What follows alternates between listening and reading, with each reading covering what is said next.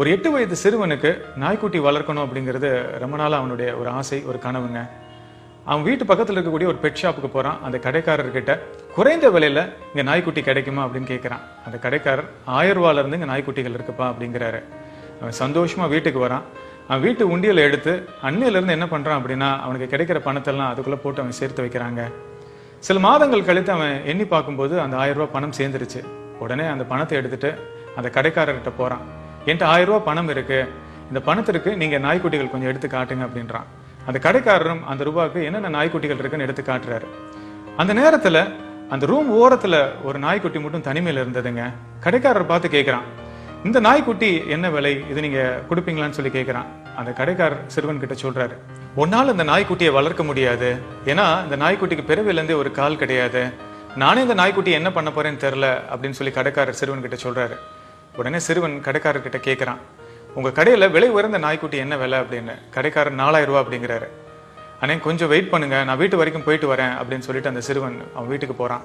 அந்த சிறுவன் அவங்க அப்பா கிட்ட போய், அப்பா எனக்கு பிடிச்சமான நாய்க்குட்டி வாங்குறதுக்கு எனக்கு மேலும் ஒரு 3000 ரூபாய் பணம் தேவைப்படுது, வரக்கூடிய தீபாவளி பொங்கல் இதுக்கெல்லாம் எனக்கு புது ட்ரெஸ் வேணாம், எனக்கு விளையாட்டு பொருட்கள் எதுவும் வாங்கி தராதீங்க, எனக்கு பிடிச்சமான நாய்க்குட்டியை நான் வாங்கணும்ப்பா அப்படின்னு சொல்லி ரொம்ப ஆத்மார்த்தமா கேட்கிறான். அவருடைய மகன் இது வரைக்கும் அவர்கிட்ட இப்படி எதுவும் ஆசையை கேட்டதில்லை. உடனே அவர் என்ன பண்றாருன்னா 3000 ரூபாய் பணத்தை அவன்கிட்ட கொடுக்குறாரு. அந்த சிறுவன் அந்த பணத்தை வாங்கிட்டு அந்த கடைக்காரர்கிட்ட போய் 4000 ரூபாய் கொடுக்குறான். கடைக்காரர் என்ன பண்றாருன்னா அங்க இருக்கக்கூடிய காஸ்ட்லியான நாய்க்குட்டிகள்லாம் எடுத்து காட்டுறாரு, அதாவது விலை உயர்ந்த நாய்க்குட்டிகளை காட்டுறாரு. அந்த சிறுவன் என்ன சொல்றானா, எனக்கு இந்த நாய்க்குட்டிகள்லாம் வேணாம், அந்த ஒரு கால் இல்லாம ஓரத்துல ஒரு நாய்க்குட்டி இருக்குல்ல, அந்த நாய்க்குட்டி எனக்கு கொடுங்க, அதுதான் வேணும், அதற்கு தான் இந்த 4000 ரூபாய் நான் கொடுக்குறேன் அப்படிங்கிறான். அதற்கு அந்த கடைக்காரர் சொல்றாரு, இப்போ நான் இது சும்மா கூட கொடுப்பேன், இதுக்கு எதுக்கு 4000 ரூபாய் நீ கொடுக்குற அப்படின்னு சொல்லி அவர் ஆச்சரியத்தோட அந்த சிறுவன்கிட்ட சொல்றாரு. அந்த சிறுவன் கடைக்காரரை வற்புறுத்தி 4000 ரூபாய் கொடுத்துட்டு அந்த ஒரு கால் இல்லாத நாய்க்குட்டியை அவன் எடுத்துட்டு கிளம்புறாங்க. அப்ப கடைக்காரர் சிறுவன் கிட்ட கேட்கிறாரு, தம்பி எனக்கு ஒரு சந்தேகம், என்ன காரணத்துக்காக இந்த நாய்க்குட்டிக்கு இவ்வளவு பணம் கொடுத்துட்டு நீ இதை எடுத்துட்டு போற, அதை மட்டும் எனக்கு சொல்லு அப்படிங்கிறாரு. உடனே அந்த சிறுவன் கண் கலங்கிட்டு அவனுடைய வலது காலை தூக்கி காட்டுறாங்க.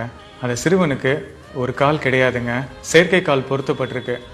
இதை பார்த்தவுடன் அந்த கடைக்காரர் கண்களில் கண்ணீர் வந்துருச்சுங்க. சிறுவன் கடைக்காரர்கிட்ட சொல்றான், என்ன விட இந்த நாய்க்குட்டியை சிறப்பா யாருனாலையும் வளர்க்க முடியாது, ஏன்னா அந்த நாயுடைய கஷ்டத்தையும் வேதனையும் என்னால் மட்டும்தான் முழுமையாக உணர முடியும், ஏன்னா என்னுடைய வாழ்க்கையிலையும் அதே கஷ்டத்தை நான் அனுபவிச்சிருக்கேன் அப்படின்னு சொல்லியிருக்காங்க. நம்முடைய வாழ்க்கையிலையும் அன்பையும் கருணையும் மையப்படுத்தி தாங்க நம்ம வாழணும். ஆனா நம்ம ஏதோ 1000 வருஷத்துக்கு மேல வாழ போறோம் நம்ம நினைச்சிட்டு இருக்கோங்க. நம்ம எல்லாருமே நம்ம வாழ்க்கையில மரணத்தை நோக்கி தாங்க பயணம் பண்ணிட்டு இருக்கோம்.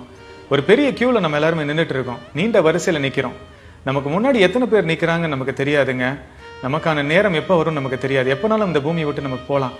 அதே மாதிரி வரிசையில பின்னாடி போய் நம்மளால நிக்க முடியாதுங்க. நம்ம வாழ்க்கையை கருணையுள்ளத்தோட நம்ம வாழணுங்க. இறக்கும் தருவாயில இருக்கக்கூடிய நபர்களுக்கு மிக அதிகமான குற்ற உணர்வு இருப்பதாக ஆராய்ச்சியாளர்கள் சொல்றாங்க. அதுவும் குறிப்பா சக மனிதர்களை வாழ்ந்த காலகட்டத்தில் இன்னும் அதிகமா நேசிச்சிருக்கலாம், இன்னும் அவங்க கிட்ட கருணை உள்ளத்தோட நடந்திருக்கலாம், அவங்கள மன்னிச்சிருக்கலாம் அப்படிங்கிற அந்த வேதனை தான் அவங்களுக்கு அதிகமா இருக்கிறதா ஆராய்ச்சியாளர்கள் சொல்றாங்க. அதையும் இறக்கும் தருவாயில நம்ம சக மனிதர்கள் கிட்ட அன்பையும் கருணையும் வெளிப்படுத்தலன்னு வேதனைப்படணுங்க. வாழும் போதே சக மனிதர்களை நம்ம நேசிக்கணுங்க, கருணை உள்ளத்தோட நம்ம நடந்துக்கணுங்க. எங்களை காயப்படுத்தி வேதனைப்படுத்துறவங்க கிட்ட நாங்க எப்படி கருணை உள்ளத்தோட அன்பை வெளிப்படுத்த முடியும் அப்படிங்கிற கேள்வியை என்கிட்ட நிறைய பேர் கேட்டிருக்காங்க. உங்களை ஒருத்தர் காயப்படுத்துறாங்க, உங்களை வேதனைப்படுத்துறாங்கன்னா ஒரு விஷயத்த நீங்க புரிஞ்சுக்கோங்க, அவங்களுக்குள்ள தீராத சோகம் அவங்களுக்குள்ள அடங்கி இருக்கு, அதனுடைய வெளிப்பாடு தான் இது அப்படிங்கிறத புரிஞ்சுக்கோங்க. அந்த மாதிரி நேரத்துல நீங்க உங்களுக்குள்ள அமைதி காக்கணுங்க. அப்படி இல்லாம நீங்க ரியாக்ட் பண்ணீங்கன்னா, நீங்களும் கோபப்பட்டீங்க அப்படின்னா அந்த சூழ்நிலை ரொம்ப மோசமாயிடுங்க. இப்ப உங்களை யாராவது காயப்படுத்துறாங்க அப்படின்னா அவங்கள அனுதாபத்தோட பார்க்க ஆரம்பிங்க. ஏதோ ஒரு விதமான ஒரு வலியும் வேதனையும் அவங்களுக்குள்ள இருக்கு, அதனுடைய வெளிப்பாடு தான் இது அப்படிங்கிறத புரிஞ்சுக்கிட்டு அந்த இடத்துல நீங்க ரியாக்ட் பண்ணாம அமைதி காத்து அந்த இடத்த விட்டு நீங்க போயிடுங்க. இப்படி நீங்க செய்யும் போது கொஞ்ச நேரத்துல என்ன ஆகும் அப்படின்னா அவங்களுக்குள்ள ஏதோ ஒரு விதமான ஒரு மாற்றம் வருங்க. ஏன்னா நீங்க வெளிப்படுத்தின அந்த பாசிட்டிவான அதிர்வலைகள் அவங்களுக்குள்ள தாக்கத்தை ஏற்படுத்தி அவங்களே உங்ககிட்ட வந்து மன்னிப்பு கேட்பாங்க. இப்படி செய்யாம உங்களை காயப்படுத்தினவங்க கிட்ட திருப்பி நீங்களும் பதிலுக்கு அவங்களை காயப்படுத்தின மாதிரி பேசுனீங்க அப்படின்னா அவங்க கிட்ட உங்களால எந்த மாற்றத்தையும் ஏற்படுத்த முடியாதுங்க. அதனாலதான் உறவுகள் சம்பந்தப்பட்ட பிரச்சனைகள் இப்ப அதிகமா வருது. இதற்கு ஒரு உதாரணம் சொல்லணும் அப்படின்னா, ஒரு தீப்பந்தத்தை தண்ணீருக்குள்ள விட்டீங்கன்னா என்ன ஆகும், அந்த தீப்பந்தம் அணைஞ்சிரும். அதே மாதிரி உங்க முன்னாடி யாராவது உங்களை காயப்படுத்த வந்தாங்கன்னா அந்த இடத்துல கருணை உள்ளத்தோட அமைதி காத்தீங்க அப்படின்னா அவங்களுக்குள்ள மாற்றம் நடக்க ஆரம்பிக்குங்க. அவங்களுடைய குணாதிசயத்தை அவங்களால நிச்சயமா மாற்றி அமைக்க முடியும். மற்றவர்கள் நம்மளை காயப்படுத்துற மாதிரி பேசும்போது நம்ம கிட்டயும் ஏதாவது தவறு இருக்கா அப்படிங்கறத நம்ம சிந்திச்சு பார்க்கணுங்க. ஆனா அந்த நேரத்துல அதை நம்ம பண்றதே கிடையாதுங்க. ஆனா யாராவது நம்மளை புகழ்ந்து பேசும்போது அதை முழுமையா நம்ம ஏற்றுக்கொள்வோம்.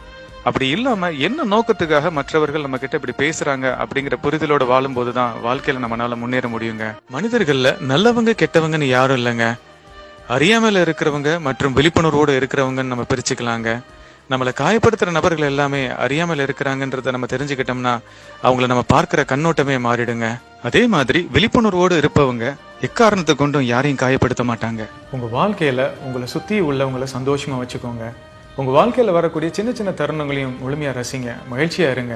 உங்க கண்ணுக்கு முன்னாடி யாராவது கஷ்டப்படுறாங்கன்னா உங்களால ஆன உதவி அவங்களுக்கு பண்ணுங்க.